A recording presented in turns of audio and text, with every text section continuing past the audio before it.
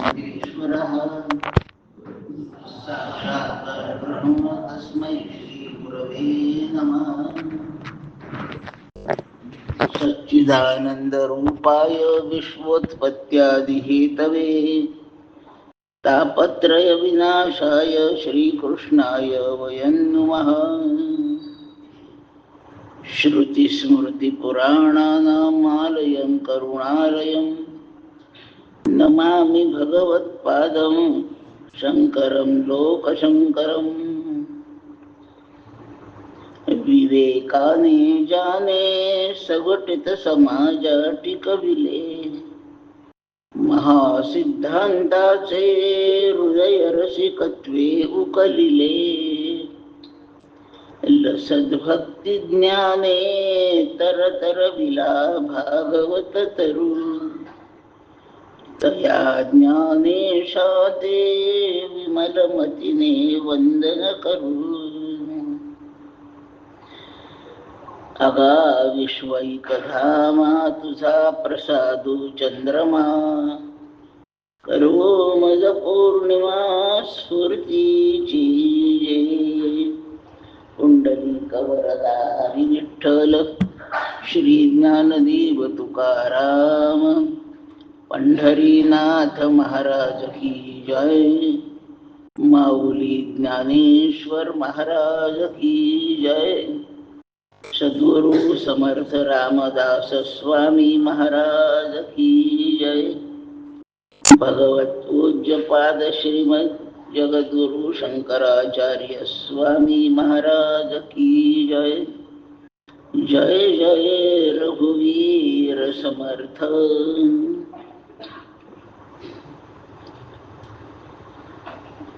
भगवान श्री नारायण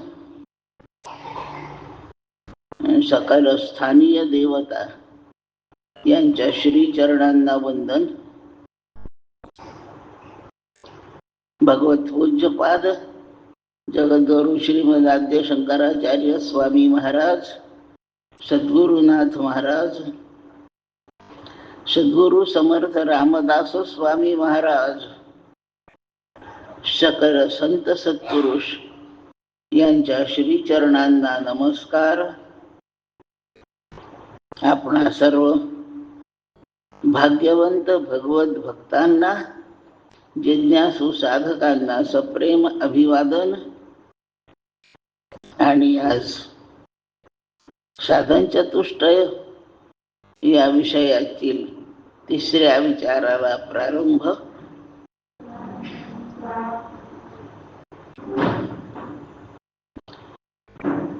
आदौ नित्यानित्य वस्तू परिगण्यते इहामुत्र फलभोग विरागस्तदनंतरम। साधन चतुष्टयामध्ये पहिल्या दोन साधनांचा विचार या श्लोकात आहे। तो आपण 2 दिवस केलेला आहे। आदौ म्हणजे सुरुवातीला, नित्यानित्य वस्तू विवेक। विवेकाचे 3 प्रकार। हित अनहित म्हणजे सारसार विचार, टिकाऊ आणि कमी टिकाऊ किंवा नाशिवंत यांचा विचार नित्यानित्य वस्तू विचार, आणि शाश्वत अशा स्वयंभू अज अक्रिय अशी ब्रह्मवस्तू म्हणजेच आत्मा, आणि तद्व्यतिरिक्त सगळं नाशिवंत याला अनात्मा म्हणतात। यांना एकमेकापासून वेगळं करणे हा आत्मानात्म विवेक आहे। विवेक करून अशा 2 बाबी आपल्या हिताच्या निवडून घ्यायच्या आणि हितात नसलेल्या अशाश्वत विनाशी बाबींना सोडून द्यायचं। एवढं केलं म्हणजे विवेक झाला। या विवेकाचा काय उपयोग आहे? आपली फार शक्ती, ऊर्जा नाशिवंत वस्तूच्या मिळवण्यामध्ये, सांभाळण्यामध्ये वाया जाते, उपयोग काही होत नाही। ह्या विषयाशी, या निर्माण झालेल्या सृष्टीतील पदार्थांशी व्यवहार करताना काय करून कसं करू, काय करून कसं करू अखंड सुरू राहतं. आणि असं जोपर्यंत सुरू आहे तोपर्यंत चित्ताला आराम मिळत नाही, सुखाचा लाभच होत नाही. कपबशी विकत आणली काय 100 रुपयाची, येता येताच फुटली. इतकं वाईट वाटतं, विचारता सोय नाही. तेव्हा काय करावं? हे सगळं नाशिवंत हे फुटणारच आहे, म्हणून ते फुटलंय आणि समाधानात जावं. ते फुटणारच आहे, ते नाशिवंतच आहे, हा निर्णय चुकतो आणि त्यांनी कायम टिकावं अशी आपली अपेक्षा असते. ती चूक आहे. अशा चुका करून फजित होण्यापेक्षा विवेक करावा, नाशिवंताला नाशिवंत म्हणूनच पाहत राहावं आणि ते आपल्याला दुःखदायी आहे म्हणून त्याच्याबद्दलची प्रीती बंद करावी. गरजेसाठी काय लागेल तेवढं वापरावं आणि हरये नमः ते गरजेपुरतं घ्यायचं. त्याच्यासाठी आपल्या ओळखीच्या शब्दात काल बोललो होतो, ते यूज अँड थ्रो प्रकारचे फेकून देण्यासच योग्य आहे. पण त्याची कधी कधी गरज पडते. विष काही घेण्याचा पदार्थ नाही, पण एखाद्या रोगावर विष औषध म्हणून स्वीकारावं लागतं.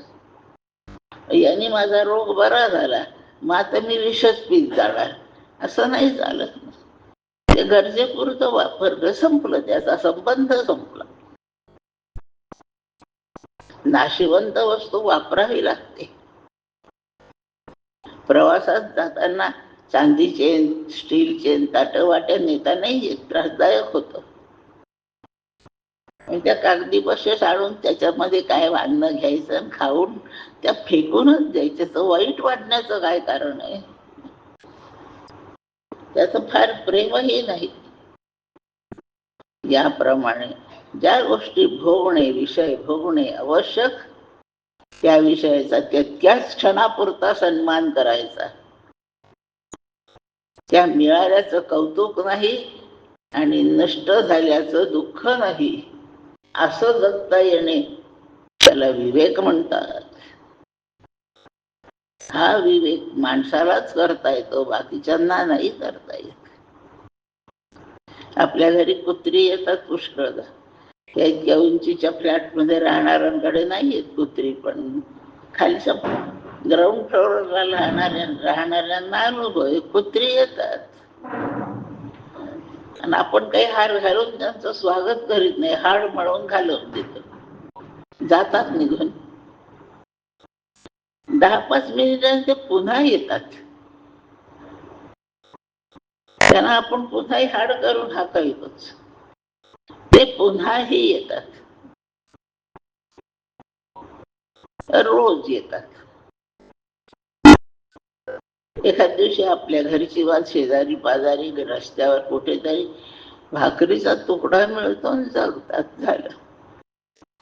आपण त्यांचा इतका अपमान करून घालवलं तरी ते पुन्हा पुन्हा येतात. तो त्यांचा स्वभाव आहे आणि त्यांचं स्वागत न करणे हा आपला स्वभाव आहे. नाशिवंत वस्तूने फुटून जावं हा त्या वस्तूंचा स्वभाव आहे आणि त्या फुटण्यासाठीच निर्माण झाल्या असं समजून आपण वाईट वाटणे बंद करावं, असा आपला स्वभाव बनवून घ्यावा. विवेक, हिताचं निवडायचं, अनहिताचं त्यागायचं. ही कला हंसाच्या जवळ आहे, राजहंसाच्या जवळ आहे. पाणी आणि दूध मिसळून त्याच्या पुढे ठेवा. राजहंस पक्षी त्यातच घालतो, त्यातलं दूध स्वीकारतो, त्याचं पोट भरलं, पहा भांड्यात पाणी शिल्लक राहतं, दूध गेलंय. त्याला हा विवेक आहे, त्याच्या चोचीमध्ये तो धर्म आहे, त्याची क्षमता तशी आहे. आपल्याला दूध पाणी वेगळं नाही करता येत. पुष्कळ 2-4 तास ते तापवत बसलं म्हणजे पाण्याची वाफ होऊन ते निघून जातं, हे खरं. पण आपल्याला आपल्या कोणत्याही सामर्थ्याने त्याला बाकी वेगळं करणे आपल्याला जमत नाही. अरे कर सार विचार कसा, समर्थांचं छान गीत आहे. नीर क्षीर एक हंस निवडती, काय कळे वायसा, अरे कर सार विचार कसा. कावळ्याच्या चोचीत तो धर्म नाहीये, ती क्षमता नाहीये. वायस म्हणजे कावळा. ते त्या कावळ्याला नाही कळत, त्याला तशी जीभ दिलीच नाहीये. ती यंत्रणा त्या राजहंसाच्या चोचीमध्ये. तशी हितानं हिताला वेगळं करता येणे ही क्षमता माणसाच्याच बुद्धीला दिली आहे, बाकीच्या बुद्धीत ती नाहीये. आणि त्यासाठी दिलेली बुद्धी आपण जर न वापरली तर आपल्यात आणि त्या प्राण्यात काय फरक राहिला.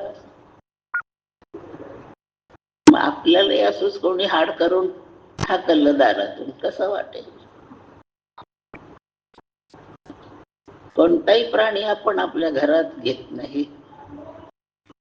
हल्ली आहे फॅशन कुत्र्यांना जवळ घेण्याची, घ्या, त्याबद्दल मी काही म्हणत नाही. पण कुत्र्यांना पाळायचं, अंगा खांद्यावर खेळवायचं, आपल्या अंथरुणावर झोपवायचं. याच्या इतका अभद्र व्यवहार दुसरा नाही. कुत्र्याला तुच्छ नाही लेखायचं, त्याची जागा आपल्या अंथरुणावर नाही, एवढं आपल्याला समजलंच पाहिजे. नाही पण त्याला थंडी वाजते कसं, दुसरं अंथरुण करा त्याच्यासाठी. एवढी जर प्राण्यांची दया, भूत दया आहे, दुसरे पांघरुण अंथरुण त्यांना टाका. आपल्या अंथरुणावर कुत्र्याने यावं, त्यांनी बसावं. आपल्या खुर्च्यांवर, सोफ्यावर मांजराने येऊन बसावं नाही. ज्यांच्या घरी कुत्र आहे त्यांच्या घरच्या खुर्च्यान, सोफ्यान, गाद्यांवर कधी बसू नये, पण ते त्या कुत्र्यांनी वापरलेलं आहे. असा विवेकच पाहिजे. काय योग्य अयोग्य हे कळलंच पाहिजे. असा विवेक केला म्हणजे या नाशिवंत वस्तूत आपण लिप्त होणार नाही, आसक्त होणार नाही, चित्त मोकळं राहील.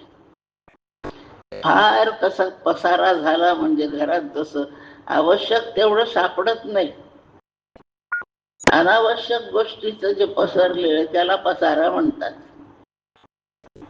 या पसाऱ्यात आपल्या गरजेची गोष्ट सापडेनाशी होते. तसंच चित्तात या अभद्र जगातल्या सगळ्या नाशिवंत वस्तूचा पसारा असला की त्या ठिकाणी सत्य वस्तू, जी परमात्मा वस्तू, सुखरूप वस्तू, तीच हरवल्यासारखी होते. म्हणून वैराग्याचा पुरस्कार. एखाद्या पसाऱ्यामध्ये, घरामध्ये आडगळी फार असतात, त्या पसाऱ्यात अंगठी पडली, अंगठीला आपण पसारा नाही म्हणत, मौल्यवान आहे ती. मग आता अंगठी शोधायसाठी सोनाराकडे नाही जावं लागत, मग तिथेच पडलेली दिसत नाही, पसारा फार, एवढाच अर्थ. म्हणून उद्योग काय करायचा अंगठी मिळवायसाठी, त्या पसाऱ्यातली एक एक वस्तू बाजूला काढायची, एक एक वस्तू इकडे फेकायची.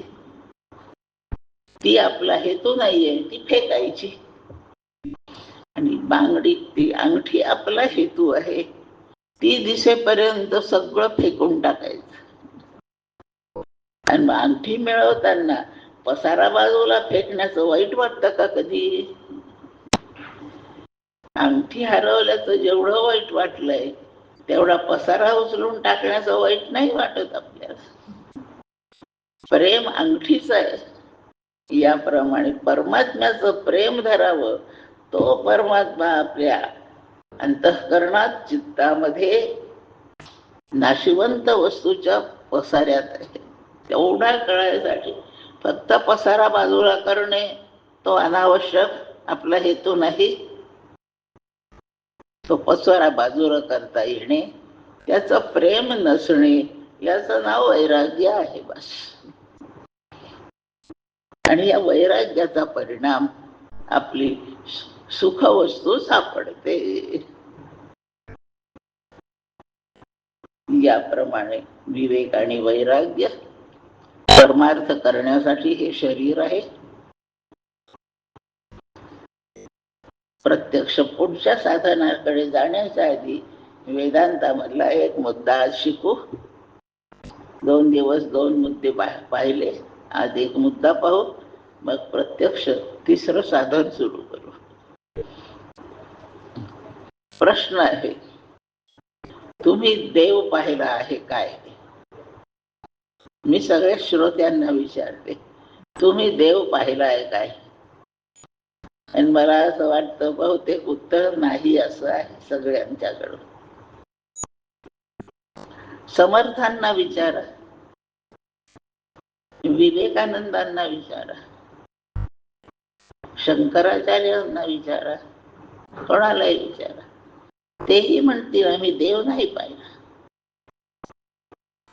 मग जर कोणीच तो पाहिला नाही तर मग तो नसावा. असता तर कोणाला तरी तर दिसला असता. आता शंकराचार्यासारख्यांना देव नाही दिसत तर मग तो नक्की नसावा. पण शास्त्र असं नाही म्हणत. परमात्मा, देव म्हणजे परमात्मा आहे असंच सांगणार, असून दिसत का नाही. एक दृष्टांत पाहू, म्हणजे मी काही फार न बोलताना आपल्या लक्षात मुद्दा छान येईल. आपल्याला डोळे आहेत, पाहण्याचं मशीन त्या डोळ्यात आहे, दिसतं आपल्याला सगळं. आपण एकमेकाला दिसतो हे आहे. आपले हात आपल्याला दिसतात, आपल्या डोळ्याला आपले हात दिसतात. काय अलंकार धारण केले ते दिसतात. आपल्याला आपले कपडे दिसतात. म्हणजे ह्या डोळ्याला हे इतकं सगळं दिसतंय, डोळ्यात काही दोष नाही आहे, छान दिसतंय. सगळ्यांचा हा अनुभव आहे, तो गृहीत धरायचा. आता सगळ्यांना या डोळ्यांनी दिसतो. जो पाहतो, ज्याला दिसतो त्याला द्रष्टा म्हणतात. जे पाहतो, जे दिसतं त्याला दृश्य म्हणतात. हात दृश्य आहे आणि डोळा द्रष्टा आहे. कपडे दृश्य आहेत, डोळा द्रष्टा आहे.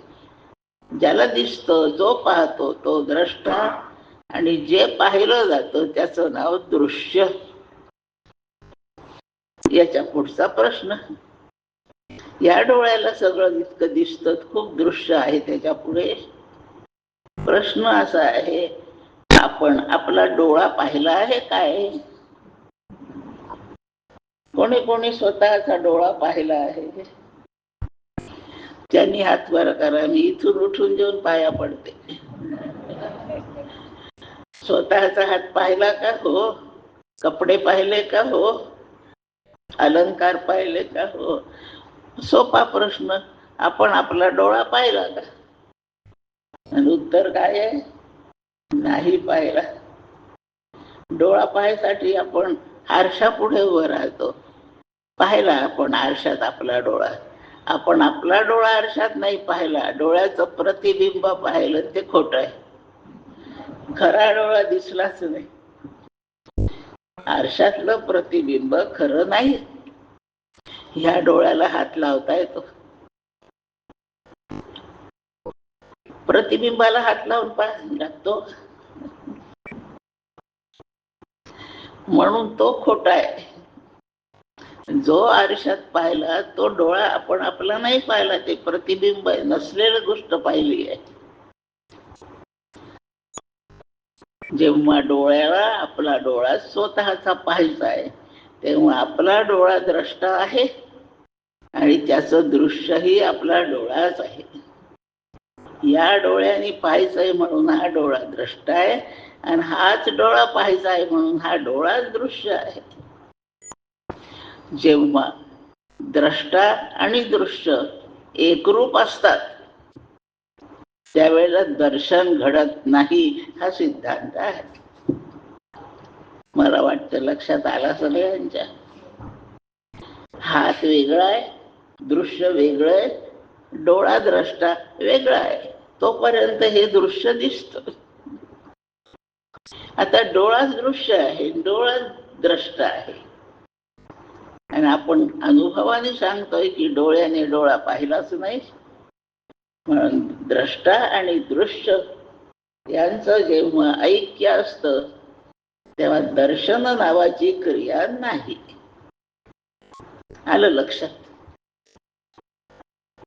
सगळे शास्त्र, सगळे अनुभवी विचारवंत संत आपल्याला सांगतात आपण स्वतःच परमात्मा सांगतात ना. आणि आपल्याला अभ्यास करून शिकायचं काय आहे? जे आनंद स्वरूप परमात्मा तेच तत्व आपण आहो हे कळवून घेणे, याच नाव वेदांताचा अभ्यास एवढाच आहे. हिमालय चढणे म्हणजे वेदांत शिकणे नव्हे. आपण आनंद स्वरूप आहोत हे आपल्याला कळवून घेणे एवढंच. आपणच परमात्मा आहोत. मी स्वतः परमात्माच आहे असं शास्त्र सांगतायत, गुरु सांगतायत. आणि मला मीच पाहू शकेल का? आता मी परमात्मा आणि परमात्माच पाहायचा दिसेल का? दोन्हीच ऐक्य आहे. जो परमात्मा दृश्य म्हणून मला पाहायचा आहे तोच परमात्मा मी आहे. दोघांचं ऐक्य आहे, द्रष्टा दृश्य. आणि म्हणून परमात्मा दिसत नाही, देव कोणीच पाहिला नाही, कारण तो दिसण्याचा विषयच नाही. येन चक्षुंषी पश्यति यम चक्षुः न पश्यति. ज्याच्या साह्याने डोळा पाहू शकतो तो डोळा त्याला नाही पाहू शकत. ऐक्य आहे म्हणून नाही पाहता येत. दर्शन संभवतच नाही. मग आपणच जर देव आहोत, देव नाही म्हणता कसं? मग रामकृष्ण ज्यांनी पाहिले, रामाचं दर्शन झालं, कृष्णाचं झालं, विठोबाचं दर्शन झालं, देवीचं झालं, मग ते देवाचे सगुण साकार सोपाधिक अवतार आहेत. लक्षात ठेवा, ते ज्याचे अवतार आहेत ते अवतार पाहण्याचा विषय. ते देहधारी होतात, ते सोपाधिक होतात आणि म्हणून दिसतात. निरुपाधिक, निर्गुण, निराकार, अज, अव्यय, अकर्ता, आनंद स्वरूप, अखंड असणारा सत, ज्ञानरूप चित्त, असाच परमात्मा आपण आहे. तो दिसण्याचा विषय नाही. जगाच्या काही कार्यासाठी तो शरीर धारण करून सगुण साकार होतो, ते दिसत. ते त्याचं सगुण साकार रूप आहे, एवढं आपल्याला पाहता येतं. पण देव नाही पाहता येत, तो दिसण्याचा विषय नाही. वेदांताचा एक छान मुद्दा आपल्या पुढे मांडला आहे. हे आपल्याला आता अनुभवाने कळवून घ्यायचंय, म्हणून साधन करावं लागेल, तेवढी तयारी करावी लागेल. ती तयारी विवेकापासून सुरू होते. दुसऱ्या पायरीवर वैराग्य येतं. साधनांच्या मध्ये जी 4 साधने, त्यातल्या 2 साधनाचा विचार. विवेक समजायला सोपा आहे. जे हिताचं आहे तेवढं स्वीकारणे, जे नित्य आहे तेवढं स्वीकारणे, आत्मा आहे तेवढा स्वीकारणे. वैराग्य अवघड जातं, कळतं पण अंगी नाही येत. या विषयाचं प्रेम सोडणे फार अवघड आहे, म्हणून वैराग्य कठीण आहे.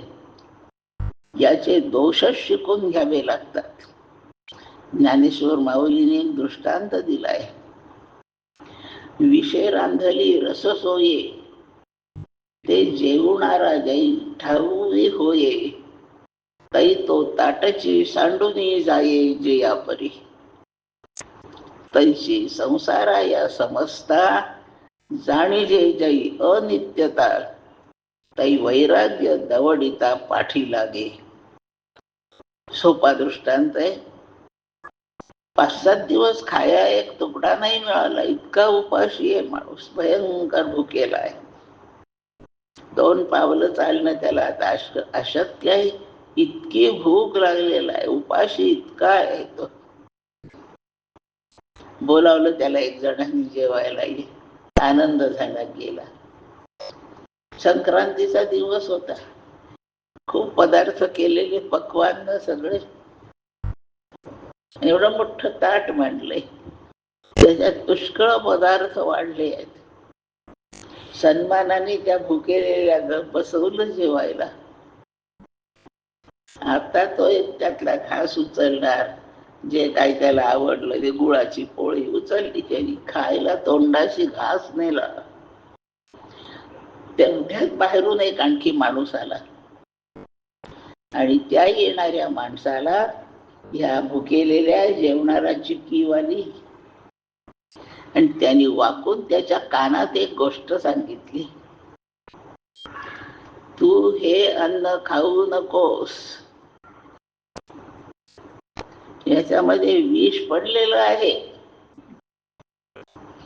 तो इतकाही भुकेलेला माणूस समोरचा अन्न विषारी झालंय कळल्याबरोबर ताटाची सांडूनी जायची या परी लोटून देतो ताट, उठून निघून जातो.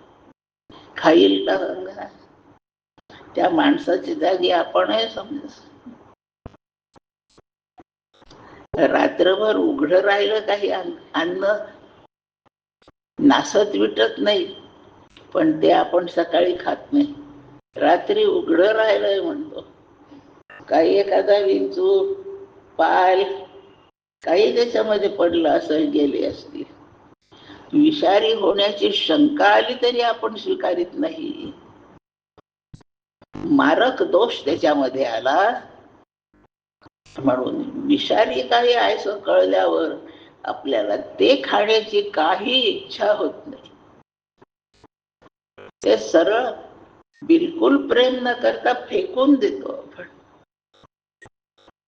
इतकी मोठी खीर हो, 2-3 लिटर खीर आहे, देतो ना फेकून. इतकी कशी टाकायची, घेऊ थोडी थोडी पिऊन, करतो का? विष पडलेलं अन्नाबद्दल जशी अप्रीती, त्याचा त्याग करण्याला प्रीती येते, स्वीकाराची प्रीतीच राहत नाही, ती या परी. या संपूर्ण संसारात, प्रपंचात, या भूतसृष्टीमध्ये सगळं अनित्य आहे, सगळं अनात्म आहे, सगळं विनाशी आहे. याच्यात सुख देण्याची काहीही पात्रता नाही. असं एकदा कळलं म्हणजे याचं प्रेम वाटेल का आपल्याला? संसारातला सगळ्यात मोठा दोष, यातलं सगळं अनित्य आहे, नाशिवंत आहे. एवढं ज्याला कळलं त्याला या संसाराचं प्रेम राहत नाही, याला वैराग्य म्हणतात. आणि असं झाल्यामुळे गरजेपेक्षा जास्तीचा पसारा आपण कधी गोळा करणारच नाही. मी काल सांगितलं होतं विमानाच्या प्रवासाचं. अत्यंत गरजेचं तेवढ्या मर्यादेमध्ये तेवढे 15 किलोच्या वर एक चिंधी नाही नेत आहेत, तेवढंच घ्यायचं. असं तिकडे कायद्याने शिकवलं की आपल्याला वाटतं बरं, पण शास्त्र हेच सांगतंय आपल्याला, 15 किलोच्या वर पसारा चित्तात करू नकोस, बस एवढंच सांगतंय शास्त्र. यापेक्षा वेगळं काय सांगतंय आपल्याला? आणि त्याहून जास्त जर जमा केलं तर त्याचा त्रास आहे. त्या विमानवाल्या अधिकाऱ्यांनी आपलं काढून फेकून द्यायचं, त्याच्या वाईट वाटण्यापेक्षा आपणच जमा नाही करायचं, हा शहाणपणा करा, आनंद राहील. या प्रपंचामध्ये दोष एकच आहे, ते टिकत नाही. जे टिकत नाही त्याचं फार वाईट वाटतं. असा पसारा आपल्या चित्तात केलाय आपण. त्याला दुसरा दृष्टांत, आपल्या फ्रीज मध्ये असाच पसारा असतो. हे उरलेलं आता कुठं ठेवायचं? एवढं भांड नाही मला भांड्यात मावतं का ते? किती भांडे त्या फ्रीज मध्ये, फार पसारा. आणि म्हणून मग जे महत्वाचं पाहिजे फ्रीज मधलं ठेवलेलं ते काढता नाही येत लवकर. आणि त्या गडबडीत काढत बसलं तर पुढच्या भांड्यात सांडून जात. कोणी शिकवला असा शहाणपणा? पण नाही, करायचं, ठेवायचं, कोंबायचं त्या फ्रीज मध्ये. खूप पुढे पुढे भांडे जमले, खूप चांगली वस्तू जास्त टिकाऊ आपण आधी कोंबली आहे त्याच्यात. मग हे पुढचे भांडे हळूहळू संपल्यावर ते मागचं, अरे हे खायचंच राहिलं हो, 15 दिवस झाले, कसं विसरून गेलो, दिसलंच नाही भांड. दिसेल कसं? पसारा किती केला तू. जे चांगलं खायसाठी टिकवून ठेवलं तू, नाही सापडत आहे. ते न सापडण्याला दुसरा कोणी जबाबदार नाही, तुझाच पसारा आहे. महत्वाची गोष्ट सापडेनाशी झाली या चित्तात, कारण परमात्म्याची जागा चित्त आहे. सत्यम ज्ञानम अनंतम ब्रह्म निहितम परमे व्योमन. निहितं गुहायाम परमे व्योमन. तैत्तिरीय श्रुती. ब्रह्मवस्तू सत्य आहे, ज्ञानरूप आहे, अनंत अविनाशी आहे, अमर्याद व्यापक आहे. ती आपल्या ठिकाणी कुठे आहे? ती जगभर व्यापक आहे, पण आपल्याला साक्षात्काराची जागा कोणती आहे? निहितं गुहायाम, गुहेमध्ये ठेवलेली आहे. ती गुहा कुठे आहे? ती गुहा हृदयाकाशात आहे. हृदयाकाशात असलेल्या बुद्धी नावाच्या गुहेमध्ये ती सच्चिदानंद असणारी परमात्मा वस्तू ठेवलेली आहे. त्या हृदयाकाशात, त्या चित्तात, त्या अंतःकरणामध्ये, त्या बुद्धीमध्ये फार पसारा झाल्यामुळे आनंद रूप असलेली ब्रह्म वस्तू दिशेनाशी जाईल. एवढंच. इतकं सोपं आहे वेदांत. मला नाही वाटत यात काही कठीण आहे. आणि त्याला कठीण आपण केलं. ते सापडेनासं करून टाकलं आपण. आणि सापडत का नाही? पसाऱ्यामुळे. आणि पसारा अनावश्यक आहे. मग एक दिवस आमच्याच घरचा अनुभव सांगते, मी कोणाला काही बोलत नाही. मग आता मी फ्रीज रिकामं करायचं ठरवलं. 4-5 दिवसाच्या भाज्या, आणखीन काय काय धरून एक दिवस फेकून द्यायचं, म्हणजे नवीन ठेवायची सोय. फेकलं म्हणजे अप्रिती म्हणून नाही फेकलं, नवीन ठेवायची सोय. हा पसारा गेला आणि तो ठेवायचा. पसारा तोच आहे. याला डायनॅमिक इक्विलिब्रियम म्हणतात. या सभागृहाला 2 दारं आहेत. इथे 50 माणसं बसले आहेत. 5 माणसं ह्या दाराने बाहेर पडतायत आणि त्याच वेळेत 5 माणसं त्या दाराने आत येत आहेत. माणसांची संख्या 50 कायम आहे, पण सगळे माणसं सतत बदलतात. फ्रीज मध्ये डायनॅमिक इक्विलिब्रियम आहे. हे काढून फेकायचं, बरं केलं ना रिकामं शहाणपणाने, नाही दुसरं बरं. असं आपलं चित्त अखंड भरलेलं आहे. कालपर्यंत चित्तात पोरग भरलेलं होतं, त्याचं लग्न झालं, आता सून आली तिथे. 2-4 दिवसांनी त्याच्यामध्ये नातू आला, त्या चित्तामध्ये. सुनेचे कपडे, नातवाचे कपडे, पोराचे कपडे, स्वतःचे कपडे किती आहे त्या चित्तात. 2-4 दिवसांनी सुनेशी भांडण झालं, तिचे कपडे चित्तातून गेले. बरं झालं, रिकामं झालं. आता संक्रांतीला मी माझ्यासाठी आणते 2 साड्या. काय फरक पडला, डायनॅमिक इक्विलिब्रियम. असं चित्त जन्मोजन्मी भरलं आहे. आणि त्या पसाऱ्यात बुद्धी गुहेत असलेली परमात्मा वस्तू दिसेनाशी झाली. असं लक्षात ठेवू आपण. वैराग्य म्हणजे अनावश्यक वस्तूचा त्यागच करण्याची मानसिक तयारी, आणि प्रत्यक्ष करायचंच. आम्ही भाग्याचे आम्हा घरी तांबे भोपळ्याचे, तुकाराम महाराजांचा अभंग आहे. आम्ही खूप भाग्यवान आहोत. का म्हणून? पाणी पिण्याची जी भांडी तांबे लोट्या आमच्या घरी आहे, भोपळ्याचे आहेत. त्या सुगरणीने केलेले जी भोपळे असतात लटकतात वेलावर, वाळले की आटलं करून काढलं की तरी कामा होतो. गडू सारखं ते, त्यात आम्ही पाणी पितो. नारळ फोडल्याबरोबर त्याची जी नरोटी आहे त्याचा अर्धा भाग त्याने पाणी पितो. आम्हा घरी अशी भांडी आहेत, आणि म्हणून आम्ही भाग्याचे. प्रवचनाला गाणंही आल्या ताई. घरी कोणीच नव्हतं, हल्ली चोऱ्या फार होत्या. तुकोबांच्या घरी चोरी नाही होत. का नाही होत? चोरी करून नेण्यासारखं काही जमवलंच नाही. आम्ही भाग्याचे.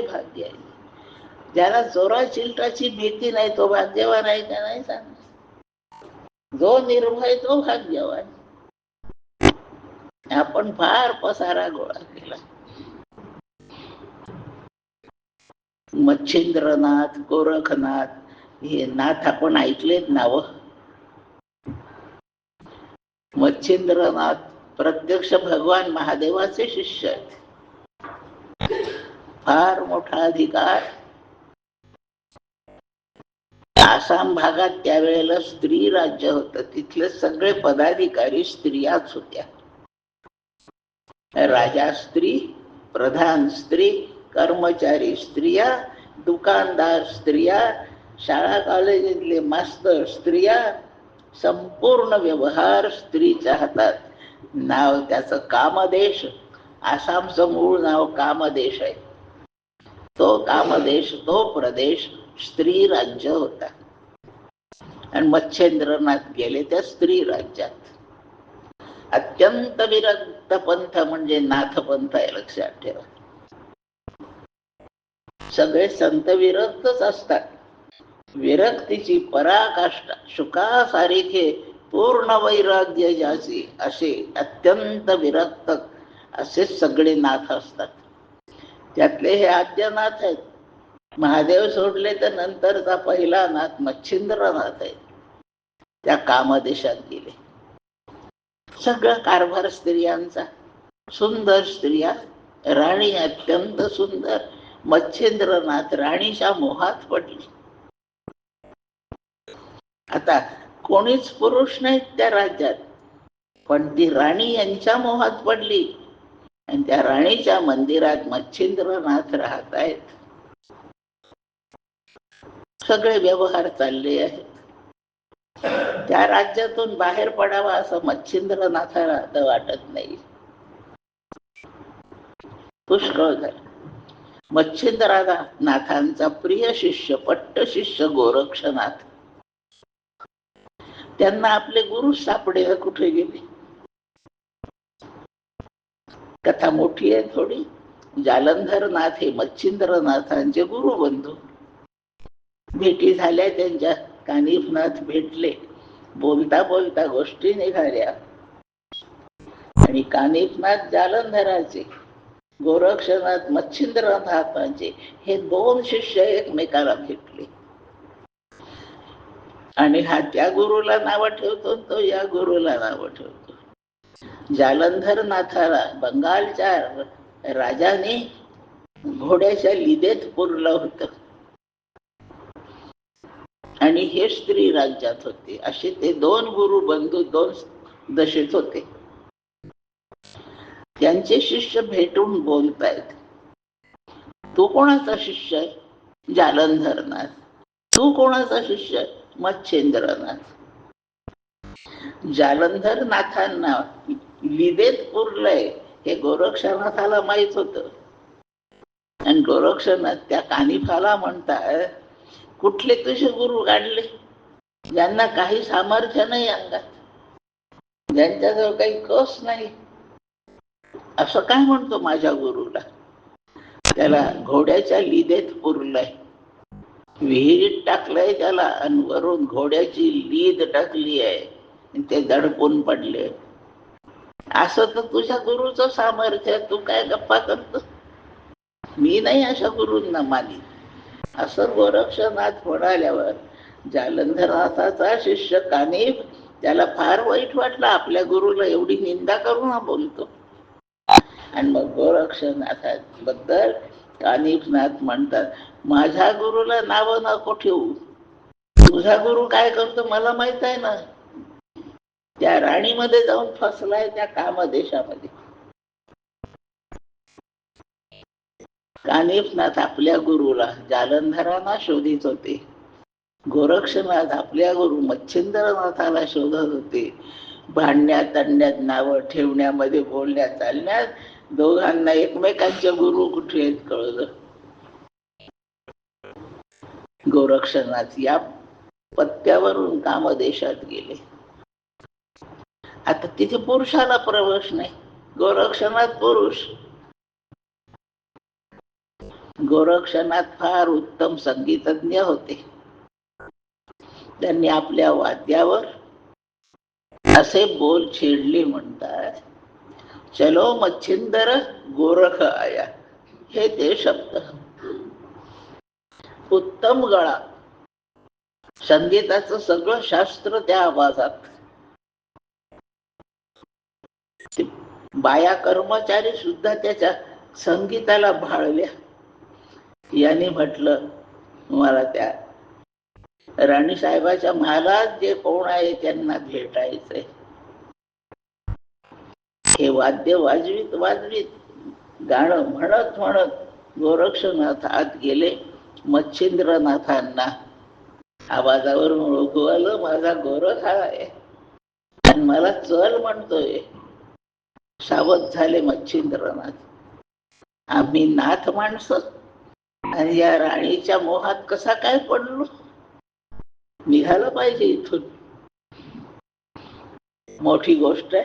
गोरक्षनाथ भेटले आणि गोरक्षनाथांनी संकेत केला आणि मच्छिंद्रनाथ गोरक्षासोबत त्या महालातून बाहेर निघाले. पण महालातून बाहेर निघताना आता या दारातून बाहेर पडायचं, या भागामध्ये काही संपत्ती होती. सोन्याच्या विटा होत्या तिथे. मी गोष्ट कशासाठी सांगते लक्षात घ्या. काही चोरी जाईल याच्या भीतीत आपण अखंड जगतोय. केव्हा चोरीची भीती वाटते, कोणाला वाटते ते सांगणं चाललंय. मच्छिंद्रनाथांनी आपल्या झोळीत ती सोन्याची वीट ठेवली. निघाले दोघ जण. गोरक्षनाथ आपल्या गुरुकडे पाहतात, त्यांची हालचाल कशी आहे. आणि मच्छिंद्रनाथ मधून मधून झोळीला हात लावून पाहतात, चाच पडून पाहतात. यांचं काहीतरी या झोळीत असलं पाहिजे. एका योग्याने आपल्या झोळीला एवढं सांभाळायची काय गरज आहे? दोन हात मोकळे, त्याला योगी म्हणतात. माझे गुरु झोळीत काय करताय? असं काही वेळ चालले. जंगलातून निघाले. वाटा जंगलातूनच होत्या, बाहेर पडायचा.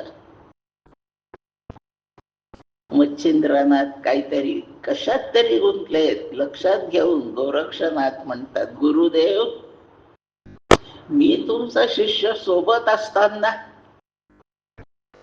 तुम्ही ओझं व्हावं खांद्यावर, हे बरं नाही ना.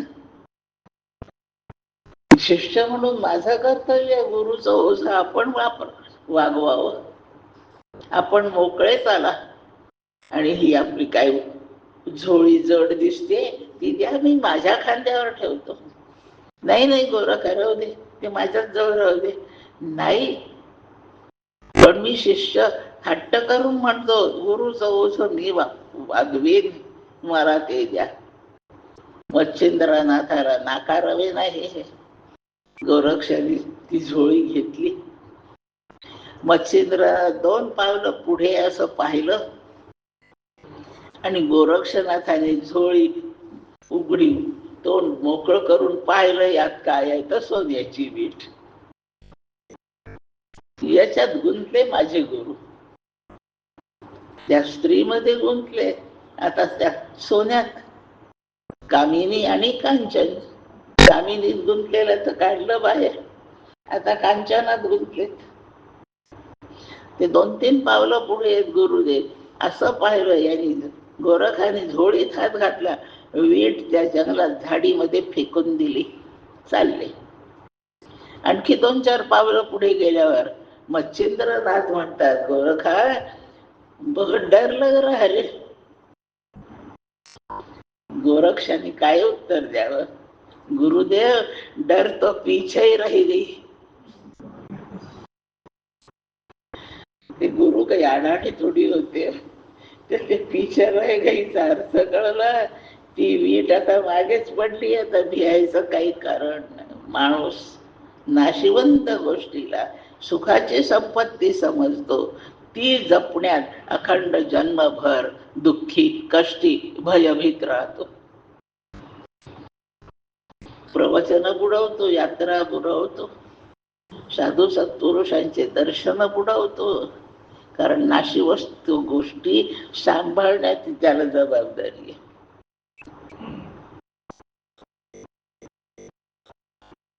असं सांभाळण्याचं काम त्यात गुंतलं म्हणून आहे, गुंता सोडून नाही.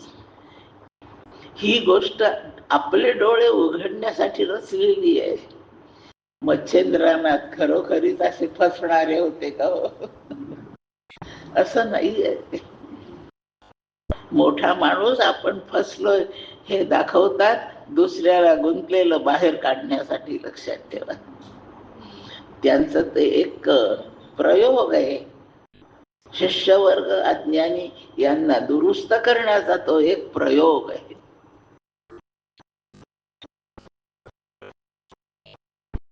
नाशिवंत आपल्याला वाटतं मौल्यवान आहे, पण नाही, हे लक्षात घ्यावं.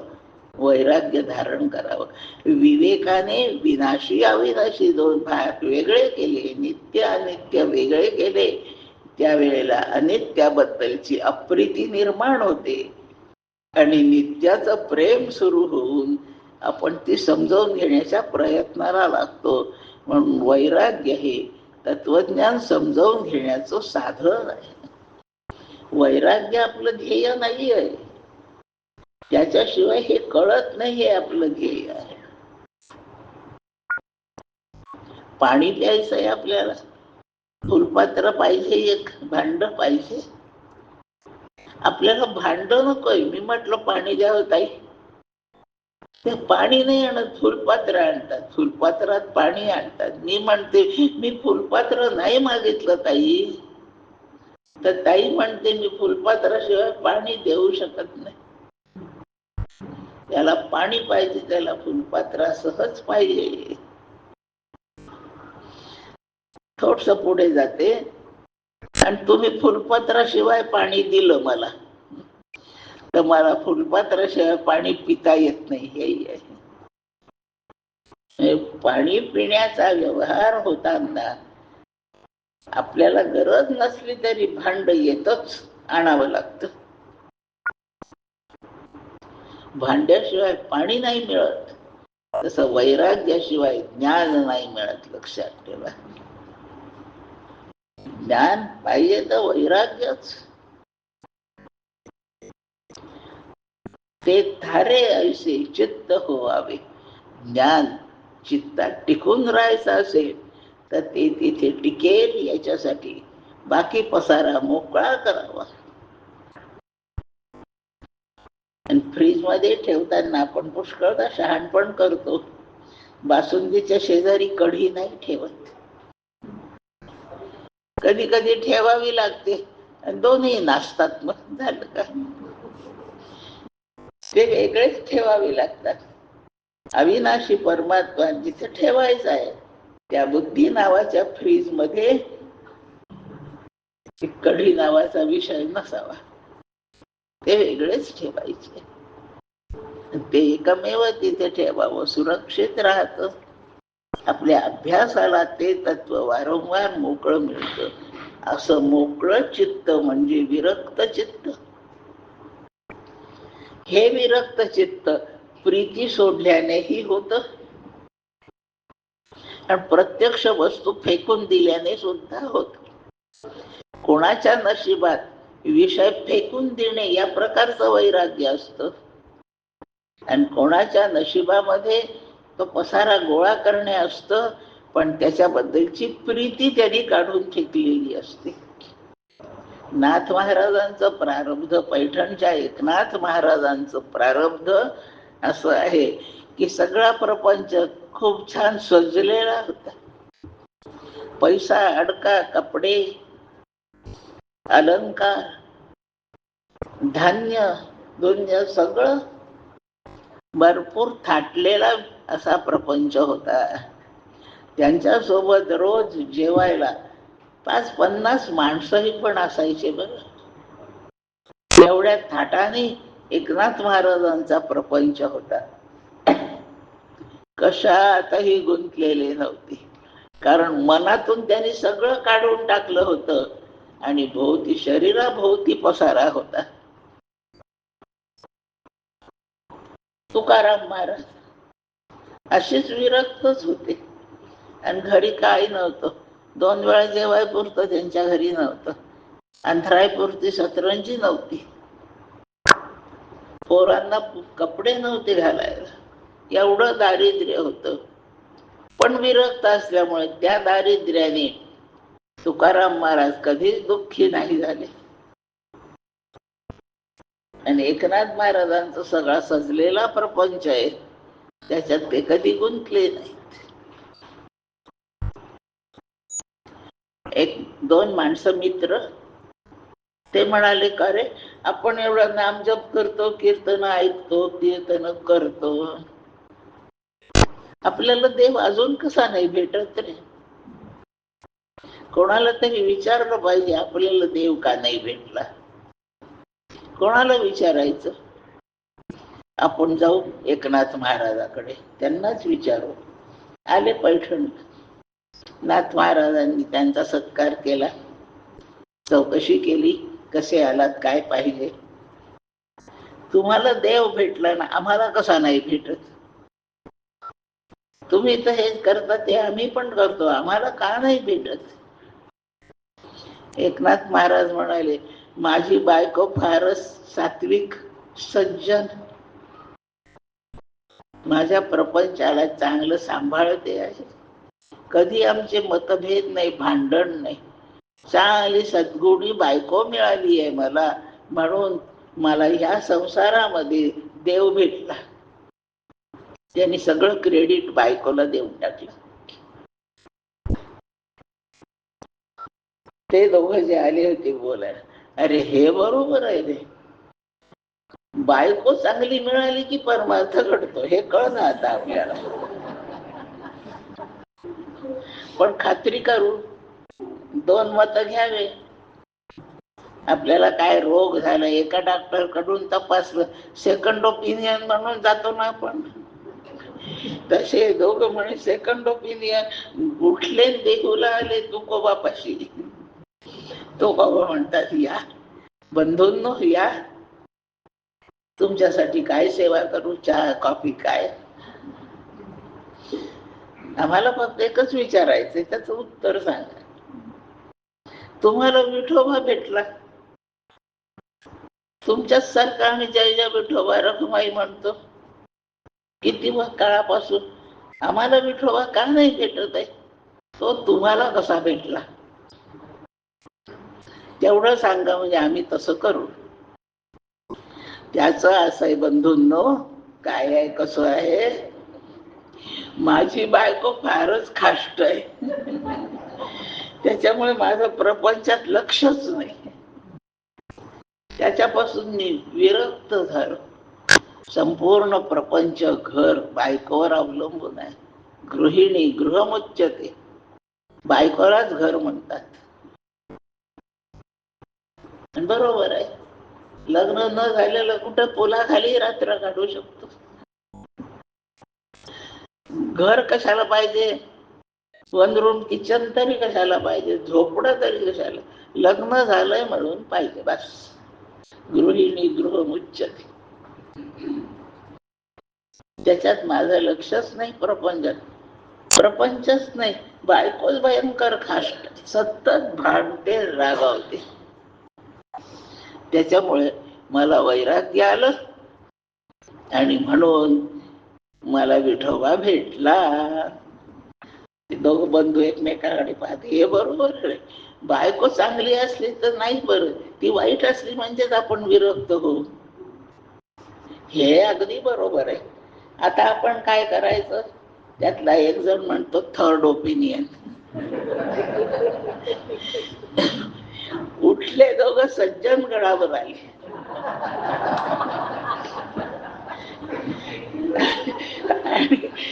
समर्थ म्हणतात, या बंधूंनो, काय पाहिजे, मी काय देऊ तुम्हाला, काय सेवा करू. आमचा असा प्रश्न आहे, तुम्ही राम राम जप करता, आम्ही तेच करतो. किती झाला तुमचा जप? 13 कोटी होऊन गेलाय, रामदास स्वामी म्हणतात. आमचा तो 26 कोटी झालाय. आम्हाला कसा नाही राम भेटला, तुम्हाला कसा भेटला? त्याचा असं आहे बंधूंनो, मी लग्नच केलं नाही ना, मला बायको नाही, म्हणून माझा परमार्थ जमला. आता मला सांगा बंधूंनो, भगिनींनो, बायकोमुळे परमार्थ होतो का बायकोमुळे बिघडतो? एकही खरं नाही. काही चांगली बायको म्हणूनही परमार्थ जमला.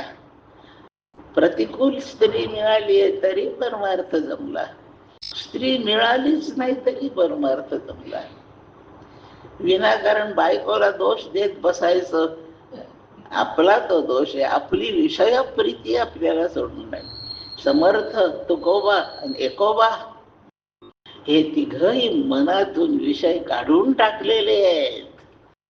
त्यांचं चित्त रिकाम आहे आणि म्हणून रिकाम्या असलेल्या चित्तात परमात्मा दिसला. जुने ठेवणे मीपणे आकळे ना, मनाचे श्लोक काढून वाचा. जुने ठेवणे, खूप दिवसापासूनच ठेवणं फ्रीज मधलं सापडत नाही. तस हा परमात्मा जुन्या ठेवण्यातला नाही लक्षात येत. चित्त रिकाम, वैराग्याशिवाय नाही. वैराग्य अजून काही ज्ञानाशी तगण्याची नाही, हे विचारून ठाई ठेविले देवे. मुद्दा चाललाय विवेक आणि वैराग्य. विषयात दोष आहे, हे विवेकाने पारखून विषय त्यागावे. विषय त्यागल्यावर चित्त रिकाम होतं. ते रिकाम झालं चित्त म्हणजे दुसऱ्या गोष्टीला मोकळं होतं. त्यात परमार्थ जमतो. म्हणून पहिलं साधन विवेक, दुसरं साधन वैराग्य, तिसरं साधन समाधी षटक संपत्ती. आता 6 साधन आहेत. थोड्या थोड्या फरकाने, थोड्या थोड्या छटा वेगळ्या आहेत त्या 6च्या. म्हणून 6चा एकच गट केलाय. त्याला एक कसं समजायचं तेही सांगते. प्रवासाला जातो, एक पेटी भरली आहे, त्याच्यामध्ये 50 तरी वस्तू असतात, पण मोजताना किती डाग आहे तुमच्याजवळ? एकच पेटी मोजली जाते, पण पेटीत किती आहे? 50. तसं 6च्या गटाला एकच साधन म्हटलंय, पण त्याच्यात 6 जण आहेत. तिसरं जे साधन आहे षटक चतुष्टयामधलं जे तिसरं साधन आहे, त्या तिसऱ्या साधनाचं गट रूप आहे, समूह आहे तो. ते सगळे एकमेकाशी निगडित आहेत म्हणून एका गटात त्यांना ठेवले. त्याचं नाव समाधी षटक. 6चा गट षटक. त्यातलं पहिलं साधन, त्या 6तलं पहिलं शम आहे म्हणून याला शमापासून सुरू होणारे 6 शम आदी समाधी षटक. त्यांनी मौल्यवान असा पदार्थ आत्मसात करता येतो, अनुभवाला येतो, प्राप्त होतो. म्हणून या 6 साधनांच्या गटाला संपत्ती म्हटलंय. जसं मौल्यवान वस्तू संपत्तीने प्राप्त होते, या 6 साधनांच्या आचरणाने परमात्म्यासारखी सर्वात मौल्यवान वस्तू प्राप्त होईल. म्हणून 6 साधनांच्या गटाला षटक संपत्ती असं नाव आहे. या षटक संपत्तीतलं पहिलं शम आहे. विषयापासून वळता वृत्ती सहजच येईल आत्म्यावरती. जैसा निश्चळ दीप निवांती समाधी पावे. जरी म्हणशील योगी व्हावे नियम पाळावे. असं योगाच्या माहितीत सांगणारं हे गीत आहे. विषयापासून वृत्ती बाजूला झाली, मन विषयाला सोडून दुसरीकडे गेलं म्हणजे काय होतं? विषयापासून वळता वृत्ती म्हणजे मनोवृत्ती काय होईल? सहजच येईल आत्म्यावरती. मन नेहमी धावतं, पण धावणारं मन धावत नाही सतत, मध्ये मध्ये कुठेतरी टेकतच ते. त्या पाण्याच्या या बॉटलवरून मन धावलं, पण तिकडे दुसरी प्लास्टिकची दिसल्याबरोबर मन तिकडे गेलं आणि त्या बाटलीवर थांबलं.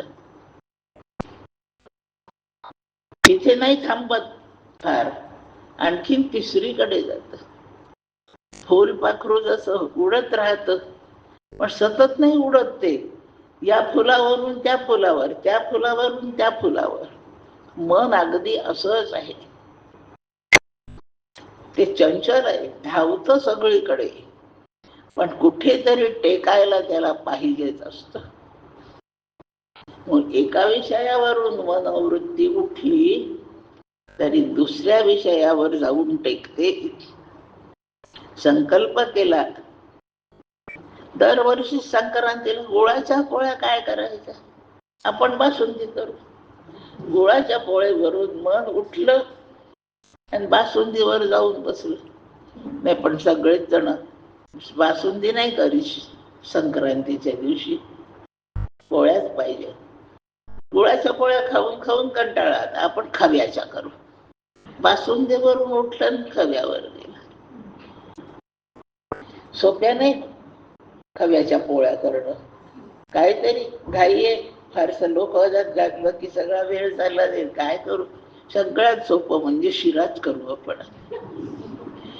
ते मन कोणत्या तरी पदार्थावर जाऊन टेकणारच, ते अधांतरी कधी राहत नाही. वृत्ती नेहमी कशाचा तरी आलंब करते, कोणत्या तरी आधारावर जाते. मग हा विषय नाही मिळाला तर दुसरा विषय, तो नाही आवडला तर तिसरा विषय.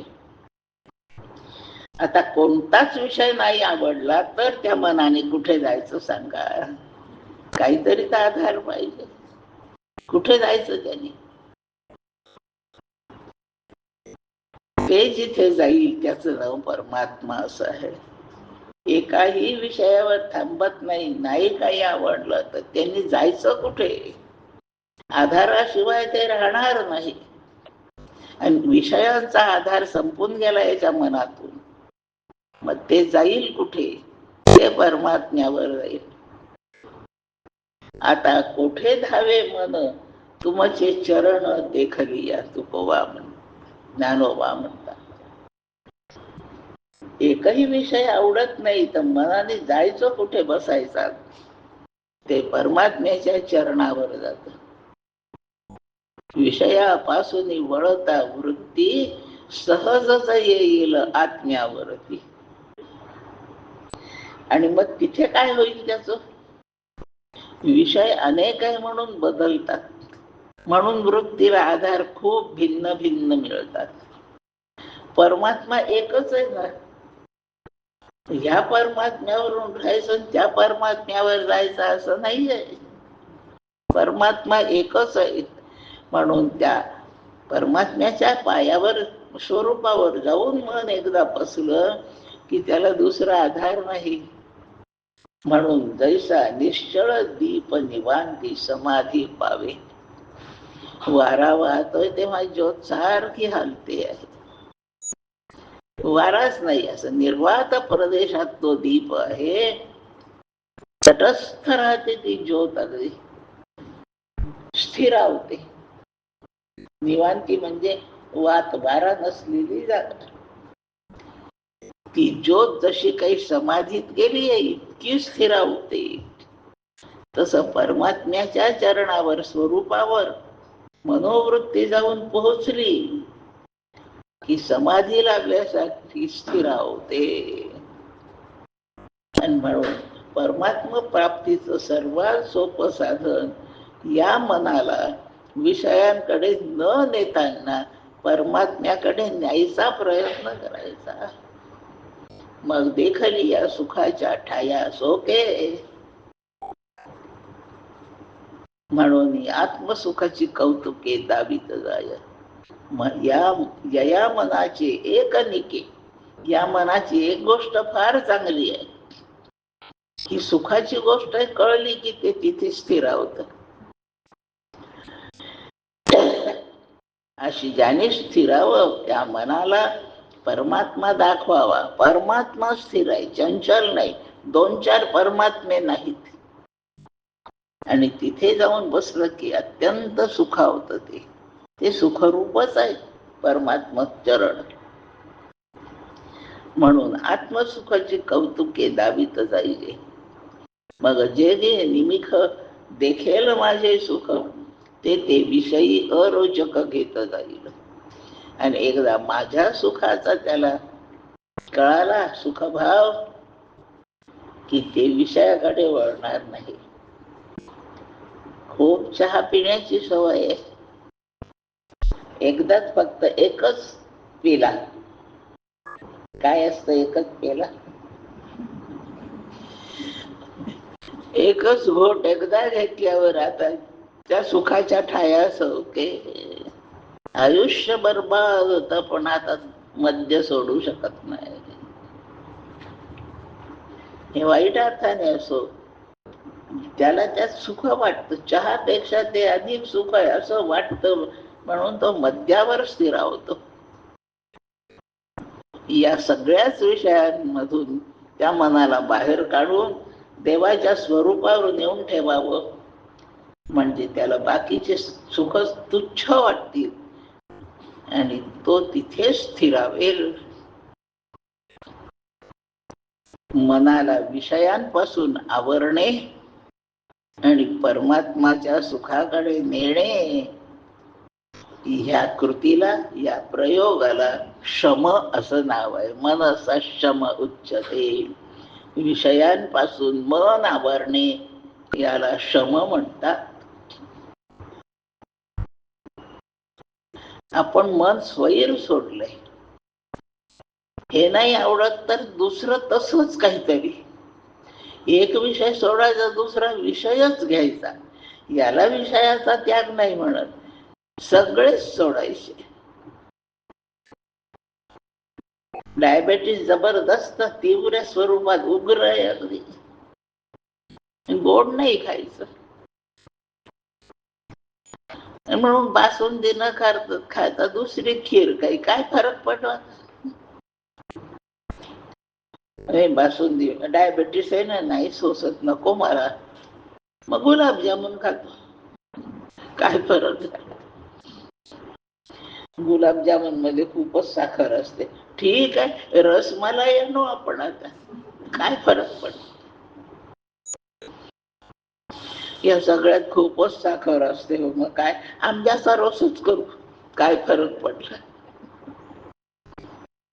विषय बदलणे म्हणजे शम नव्हे. या पदार्थावरून त्या पदार्थावर जाणे याला शम नाही म्हणे. कोणत्याच पदार्थावर जाऊ द्यायचं नाही. आता चिक्कू चालत नाही, केळ चालत नाही, आंबा चालत नाही, गुलाबजामुन नाही, रसगुल्ला नाही, प्रसादाची चिमूटभर साखर नाही आता चालत. आणि सोडतो ना तो. डॉक्टरने ताकीद देऊन सांगितलंय, चिमूटभर जरी साखर पोटात गेली तर तुम्ही 2 दिवसात मराल. तर साखरेच्या पदार्थांचं नाव नाही घेत. त्याचा दुष्परिणाम एकदा कळला की जसं वैराग्य येतं त्या पदार्थाचं, याप्रमाणे या विषयाच्या सान्निध्यामध्ये, या विषयाच्या सेवनात, उपभोगात परमात्मा दूर राहतो.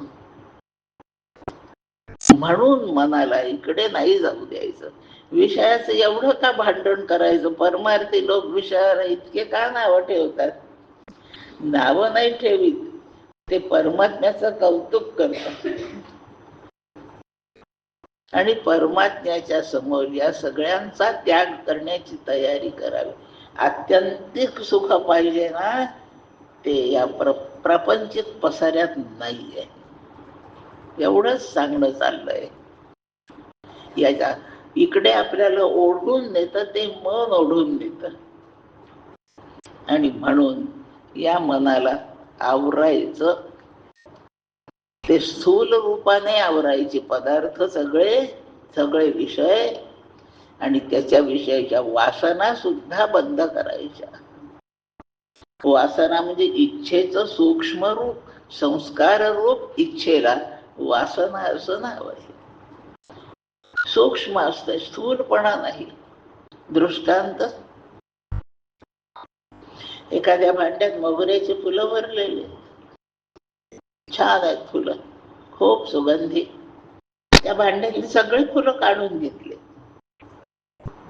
भांड केलं रिकामं, तरी थोड्या वेळाने त्या भांड्याला मोगऱ्याच्या फुलाचा वास येतो का नाही. जे प्रत्यक्ष फुलाने वास दाखवला, ती फुलं काढून फेकली, तरी त्या सुगंधाचा संस्कार भांड्याने धारणच केलेला आहे. म्हणून त्या भांड्यालाही मोगऱ्याचा वास यायला लागतो. संस्कार रूपाने त्या सुगंधाने भांड्यावर वास केलाय, म्हणजे वस्ती केली, राहिलंय. वास म्हणजे राहणे, टिकून राहणे, रेंगाळत राहणे. संस्कार रूप आहे, फूल नाही आहे तिथे, पण फुलाचं सूक्ष्म सुगंध रूप तिथे भांड्याला चिकटून पडलं. मनामध्ये इच्छा झाली आंबा खायची, खाल्लाही आंबा, मिळाला, खाल्ला, पण कधी नाही मिळाला. आज आंबा नाही मिळाला, आंबा हवा होता. ही इच्छेची सूक्ष्म रूप आता चित्तात राहिली.